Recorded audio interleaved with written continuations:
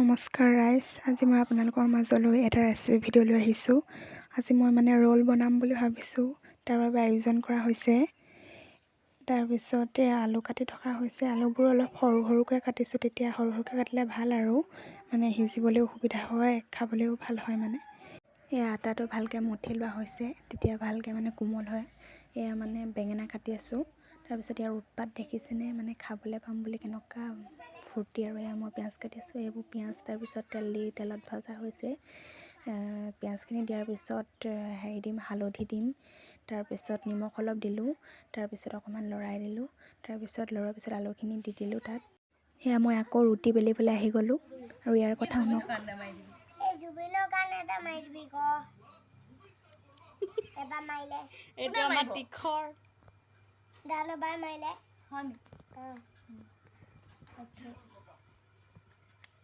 ৰুটি বেলি হোৱাৰ পিছতে আকৌ বেঙেনা ফ্ৰাই কৰিলোঁ, তাৰপিছত আকৌ এইবোৰ ৰুটি বনালোঁ। তাৰপিছত ৰুটিখিনি বনোৱা হোৱাৰ পিছত আকৌ এয়া ৰোলৰ বাবে আয়োজন কৰি থকা হৈছে, ৰোল বনাই থকা হৈছে। কেনেকুৱা হ'ব নাজানো, আৰু খালেহে গম পাম, আপোনালোকক জনাম বাৰু কেনেকুৱা হয় দেই। এয়া মোৰ ৰিয়েকশ্যন চাব দেই গাইছ, কেনেকুৱা বা হৈছে। খাবলৈ ভালেই আছিলে, কিন্তু বহুত মজা লাগিলে গাইছ। আপোনালোকে এবাৰ ট্ৰাই কৰি চাব। ৰোল খোৱাৰ পিছত আমাৰ আইতাৰ মন্তব্য শুনক। টেষ্টি ন?